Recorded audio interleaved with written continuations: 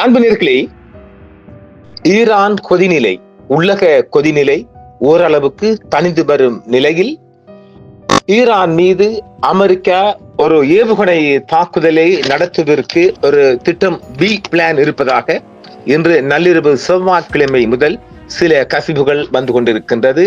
அது எல்லாவற்றையும் விட ரஷ்ய அதிபர் விளாடிமிர் புட்டின் அவர்கள் நேற்று வடகொரிய ஜனாதிபதியை சந்தித்திருக்கின்றார். சந்தித்த விடயம் குறித்து இன்னும் பெரிதாக விடயம் வரவில்லை. ஆனாலும் அவர் யுக்ரைன் மீதான தாக்குதலை வடகொரியா ஆதரித்திருப்பதாகவே சொல்லப்படுகிறது. ஆனால் உண்மையான விடயம் அதுவல்ல. அமெரிக்காவுக்கு ஒரு கடிவாளம் போடுவதற்காக நேரடி பேச்சுவார்த்தையில் ஈடுபட்டிருப்பதாகவே சில தகவல்கள் வளைகுடாவிலிருந்து கசிந்திருக்கின்றது. அது ஒரு புறம் இருக்க, இப்பொழுது ஈரான் தங்களது உள்ளக கிளர்ச்சியாளர்களை அடக்கி வரும் நிலையில் ஈரான் மீது ஒரு ஏவுகணை தாக்குதலுக்கு தயாராகி வருவதாகவே வளைகுடா ஒரு செய்தி கொண்டு வெளியாகி இருக்கின்றது. அந்த விடயத்தை நாங்கள் ஆராய்ந்து பார்க்கின்ற போது அமெரிக்கா சோதனை செய்ய விரும்பினால் ஈரான் போருக்கு தயாராக இருப்பதாக ஈரானிய வெளியுறவு அமைச்சர் அராக்சி எச்சரிக்கிறார். டொனால்ட் ட்ரம்ப் அமெரிக்க தலையீட்டை அச்சுறுத்தியதை தொடர்ந்து வாஷிங்டன் புத்திசாலித்தனமான பேச்சுவார்த்தையை தேர்ந்தெடுக்கும் என்று நம்புவதாகவும் அராக்சி தெரிவித்திருக்கின்றார். அமெரிக்க அதிபர் டொனால்ட் ட்ரம்ப் அரசாங்க எதிர்ப்பு போராட்டங்களை ஒடுக்குவதற்கு பதிலளிக்கும் விதமாக இராணுவ நடவடிக்கை எடுப்பதாக அச்சுறுத்தியதை அடுத்து வாஷிங்டன் அதை சோதிக்க விரும்பினால் தனது நாடு போருக்கு தயாராக இருப்பதாகவே வெளியுறவு அமைச்சர் அப்பாஸ் தெரிவித்திருக்கின்றார். நடந்து வரும் அமைதியின்மைக்கு மத்தியில் அமெரிக்காவுடனான தொடர்பு சேனல்கள் திறந்திருந்தன. ஆனால் தனது நாடு அனைத்து விருப்பங்களுக்கும் தயாராக உள்ளது என்று வலியுறுத்திய அராக்சி கடந்த ஆண்டு 12 நாள் போருடன் ஒப்பிடும்போது ஈரான் இப்போது பெரிய மற்றும் விரிவான இராணுவ தயார் நிலையை கொண்டுள்ளது என்றும் அவர் தைரியமாக கூறியிருக்கின்றார். அச்சுறுத்தல்கள் தொடர்பாக போர் அல்லது உரையாடலுக்கு தயாராக இருப்பதாகவும் ராம்பின் கருத்துக்களை தொடர்ந்து முறையான மாற்றத்திற்கான பரந்த அழைப்புகளாக தீவிரமடைந்துள்ள பொருளாதார துயரங்களால் ஈரானில் நாடு தழுவிய எதிர்ப்புகள் துண்டாடப்பட்ட நிலையில் அவரது கருத்துக்கள் ஈரான் தலைமை போராட்டங்களை ஒடுக்குவதற்கு எதிரான இராணுவ நடவடிக்கை உட்பட வலுவான விருப்பங்களை பரிசீலித்து வருவதாக அமெரிக்க ஜனாதிபதி கூறியிருந்தார். அமெரிக்க சிறப்பு படைகளின் தலையீட்டில் இடதுசாரி வெனிசுலா ஜனாதிபதி நிக்கோலஸ் மதுரோவை கடத்த சமீபத்தில் உத்தரவிட்ட ட்ரம்ப் அதன் அணுசக்தி திட்டம் குறித்து பேச்சுவார்த்தை நடத்த தெஹ்ரானுடன் ஒரு கூட்டம் அமைக்கப்பட்டு வருவதாகவும், ஆனால் கூட்டத்திற்கு முன்பு என்ன நடக்கிறது என்பதன் காரணமாக நாங்கள் செயல்பட வேண்டியிருக்கும் என்றும் கூறியிருக்கின்றார். வாஷிங்டன் முன்பு சோதித்த இராணுவ விருப்பத்தை சோதிக்க விரும்பினால் அதற்கு நாங்கள் தயாராக இருக்கின்றோம் என்றும் அமெரிக்க பேச்சுவார்த்தை என்ற புத்திசாலித்தனமான விருப்பத்தை தேர்ந்தெடுக்கும் என்று நம்புவதாகவும் இஸ்ரேலின் நலன்களுக்கு சேவை செய்வதற்காக வாஷிங்டனை போருக்கு இழுக்க முயற்சிப்பவர்கள் குறித்து எச்சரித்ததாகவும் கூறியிருக்கின்றார். பயங்கரவாத கூறுகள் போராட்டக்காரர்களின் கூட்டத்திற்குள் ஊடுருவி பாதுகாப்பு படைகள் மற்றும் ஆர்ப்பாட்டக்காரர்களை குறிவைத்தன என்ற முந்தைய கூற்றுக்களை மீண்டும் கூறிய அராக்சி அதிகரித்து வரும் இறப்பு எண்ணிக்கையை சுட்டி காட்டினார். கடந்த ஆண்டு இரண்டு வாரங்களாக நாட்டில் அமைதியின்மையை தூண்டியிருக்காக அமெரிக்கா மற்றும் இஸ்ரேலை ஈரான் குற்றம் சாட்டியிருக்கின்றது. இணைய முடக்கம் காரணமாக ஈரானில் இருந்து தகவல் பரிமாற்றம் தடைப்பட்டுள்ளது. பாதுகாப்பு சேவைகளுடன் ஒருங்கிணைந்து சேவை மீண்டும் தொடங்கப்படும் என்று வெளியுறவு அமைச்சர் திங்களன்று நேற்று கூறியிருக்கின்றார். ஈரான் 96 மணி நேரம் ஆஃப்லைனில் இருந்ததாக தெரிவிக்கப்படுகின்றது. அமெரிக்க சிறப்பு தூதர் ஸ்டீவ் விட்கார்ட் உடனான தனது தொடர்புகள் போராட்டங்களுக்கு முன்னும் பின்னும் தொடர்ந்தன என்றும் அவர் தெரிவித்திருக்கின்றார். ஈரான் மீதான தாக்குதலை வாஷிங்டன் எடை போடுவதால் இஸ்ரேல் அதிகபட்ச எச்சரிக்கையில் இருக்கின்றது. தொடர்ச்சியாக ஈரான் தனது முழு அளவிலான அலர்ட்டில் தான் தொடர்ந்து இருக்கின்றது. ஏனெனில் எந்த நிமிடமும் ஈரான் மீது அமெரிக்கா தாக்குதல் தொடுக்கப்படுமானால் நாம் ஏற்கனவே சொன்னது போன்று பல வகையான புதிய கண்டுபிடிப்பான ஏவுகணைகள் கொண்டு இஸ்ரேல் மீது கொட்டப்படும் என்றும் அது தெரிவித்திருக்கின்றது. நாடு முழுவதும் போராட்டங்கள் தொடர்வதால் ஈரானுக்கு எதிராக அமெரிக்கா இராணுவ நடவடிக்கை எடுக்க கொடுக்கும் என்ற கவலைகள் நிலவி வரும் நிலையில் இஸ்ரேல் தனது பாதுகாப்பு எச்சரிக்கை மிக உயர்ந்த நிலைக்கு உயர்த்தியுள்ளது. ஈரானில் அமெரிக்கா இராணுவ ரீதியாக தலையிடக்கூடும் என்ற கவலைகள் நிலவி வரும் நிலையில் இஸ்ரேலிய அதிகாரிகள் தங்கள் எச்சரிக்கை அளவை மிக உயர்ந்த நிலைக்கு உயர்த்தியுள்ளனர். 3 இஸ்ரேலிய ஆதாரங்களை மேற்கோள் காட்டி இன்று ராய்ட்டர் கூட செய்தி வெளியிட்டிருக்கின்றது. இஸ்ரேலிய பாதுகாப்பு ஆலோசனைகளில் கலந்து கொண்ட வட்டாரங்கள் அதிகரித்த எச்சரிக்கை நிலை நடைமுறையில் உள்ளன என்றும் தெரிவித்திருக்கின்றது.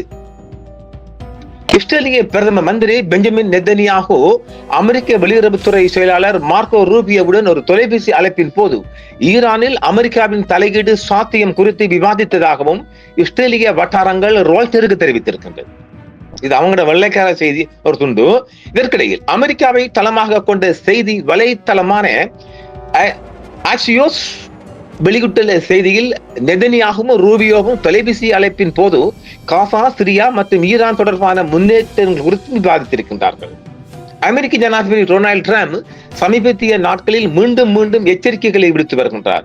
சாத்தியமான தலையீட்டை அச்சுறுத்துகிறார் மற்றும் எதிர்ப்பாளர்களுக்கு எதிராக பலத்தை பயன்படுத்துவதற்கு எதிராக ஈரானை எச்சரித்ததாகவும் ஒரு செய்தி வெளியாகிருக்கின்றது. இஸ்ரேலில் சனல் 12 மாலை வெளியிட்ட செய்தியில் இஸ்ரேலுக்குள் நிலவும் மதிப்பீடு என்னவென்றால் அமெரிக்க ஜனாதிபதி தனது அச்சுறுத்தல்களின் பேரில் செயல்பட்டு ஈரானுக்கு எதிராக ராணுவ தாக்குதலை நடத்தக்கூடும் என்றும் இஸ்ரேல் முற்றுமுழுதாக எதிர்பார்க்கின்றது. இதே வேளையில் ஜனாதிபதியின் அச்சுறுத்தல்களை நிறைவேற்றுவதற்காக ஈரான் மீது எவ்வாறு தாக்குதல் நடத்தப்படலாம் என்பது குறித்தும் ட்ரம்ப் விவாதித்து வருவதாகவும் இன்றைய பிந்திய செய்திகளும் தெரிவிக்கின்றது. இதற்கிடையில் ஈரானிய ஜனாதிபதி மசூத் பெசஸ்கியன் ஒரு தொலைக்காட்சி உரையில் ஈரானின் பாதுகாப்பை குறை மதிப்பிற்கு உட்படுத்தும் நோக்கில் அமெரிக்காவும் இஸ்ரேலும் இந்த அமைதியின்மையை வழிநடத்துகின்றன என்று மீண்டும் குற்றம் சாட்டுகின்றார். பொருளாதார சீர்திருத்தங்களை தொடர அரசாங்கம் உறுதி பூண்டுள்ளதாகவும் அதிகாரிகள் முறையான போராட்டங்களுக்கும் ஒழுங்கமைக்கப்பட்ட கலவை செயல்களுக்கும் சதிகளுக்கும் இடையில் நிலையான அமைதியின்மையை நிலைநாட்டுவோம் என்றும் அவர் தெரிவித்திருக்கின்றார். இதற்கிடையில் ரஷ்ய அதிபர் விளாடிமிர் புடின் வடகொரிய தலைவர் கிம் ஜாங் உன்னை சந்திக்க ஒரு அரிய பயணமாக நேற்று மாலை வடகொரியாவின் பியாங்யாங்கிற்கு வந்திருக்கின்றார். இன்னும் அவர் வடகொரியா விட்டு வெளியாகல. ஜனவரி 26 கிம் புடினின் அனைத்து செயல்களுக்கும் நிபந்தனையற்ற மற்றும் நிரந்தர ஆதரவை உறுதியளித்த கடித பரிமாற்றத்தை தொடர்ந்து இந்த வருகை நிகழ்ந்திருக்கின்றது. தலைவர்களின் கலந்துரையாடல்கள் பின்வருவனவற்றில் கவனம் செலுத்துமா என்றும் பார்க்கப்பட்டிருக்கின்றது. உக்ரைனில் வடகொரியா தனது போருக்கு ரஷ்யாவுக்கு தொடர்ந்து ஆதரவளித்து வருவதால் பாதுகாப்பு மற்றும் இராணுவ உறவுகளை வலுப்படுத்துதல், எரிசக்தி மற்றும் பொருளாதார துறையில் ஒத்துழைப்பு வழங்குதல், சர்வதேச தடைகளை எதிர்கொண்டு மேற்கத்திய எதிர்ப்பு சீரமைப்பை உறுதிப்படுத்துதல். இவ்வளவுதான் பேசிக்க சொல்றாங்க. அதுவல்ல, அது போய் வேறு ஒரு செய்திகள் வருகின்ற போது அமெரிக்க அதிபருக்கு ஒரு கடிவாளம் போடுவதற்காக மிக உயர்மட்ட பேச்சுவார்த்தை ஒன்று ரஷ்யா செய்திருப்பதாகவே இந்த பிந்திய தகவல் கசிந்த வண்ணம் இருக்கின்றது. விமான நிலையத்தில் கிம் ஜாங் உன் புடினை நேரில் வரவேற்றார். இது இரு நாடுகளுக்கும் இடையிலான நெருக்கமான மற்றும் ஆழமான உறவை எடுத்து காட்டுகிறது. இந்த பயணம் அமெரிக்கா மற்றும் தென்கொரியாவிலிருந்து குறிப்பிடத்தக்க உலகளாவிய கவலையத்தையும் பிராந்திய மற்றும் உலகளாவிய ஸ்திரத்தன்மைக்கான தாக்குதல்கள் குறித்த கவலையும் ஈர்த்துள்ளது. எந்த ஒரு தாக்குதலுக்கும் பதிலடி கொடுப்போம் என்று ஈரான் மீண்டும் வாஷிங்டனுக்கு எச்சரிக்கை தெரிவிக்கிறது. சற்று முன்னர் அமெரிக்காவின் எந்த ஒரு தாக்குதலுக்கும் இஸ்ரேல் மற்றும் பிராந்திய அமெரிக்காவிற்கு எதிராக தெஹ்ரான் பதிலடி கொடுக்க வழிவகுக்கும் என்று ஈரான் இன்றும் உறுதியாக தெரிவித்திருக்கின்றது. ஈரானின் இப்பொழுது இதுதான் அமெரிக்கா திட்டம் கொண்டு வருகின்றதாம். ஈரானின் வான்வெளியின் நுழையாமலேயே அமெரிக்கா அதை எவ்வாறு தாக்க முடியும் என்பதை அறிந்து கொள்ளும் முகமாக ஒரு நாட்டின் உளவு கூடாக வெளிவந்திருக்கின்ற செய்திகளை பார்க்கின்ற போது அமெரிக்க ராணுவம் ஈரானை அதன் வான்வெளியின் நுழையாமல் தாக்க ஸ்டாண்ட் ஆஃப் போர் முறையை பயன்படுத்த போகின்றது. முக்கிய சொத்துக்களில் 1600 கிலோமீட்டர் வரம்பை கொண்ட டொமஹாக் பிளாக் பி ஏவுகணைகள், திருட்டுத்தனமாக ஜஸ்மரின் மற்றும் 154 ஏவுகணைகளை கொண்ட ஓகியோ வகுப்பு நீர்மூழ்கி கப்பல்கள் ஆகியவை அடங்கும் என்றும் இந்த தொழில்நுட்பங்கள் துல்லியமான தொலைதூர தாக்குதல்களை அனுமதிக்கின்றன என்றும் சொல்லப்படுகின்றது. அந்த வகையில் தான் வளைகுடா எல்லையை எட்டிய பகுதிகளில் அமெரிக்காவின் போர் நீர்மூழ்கி கப்பல்கள் நிற்பதாகவே நிலைநிறுத்தப்பட்டதாகவே இந்திய செய்தி ஒன்று தெரிவிக்கின்றது. ஸ்டாண்ட் ஆஃப் போர் என்பது ஒரு தந்திரோபாய அணுகுமுறையாகும்.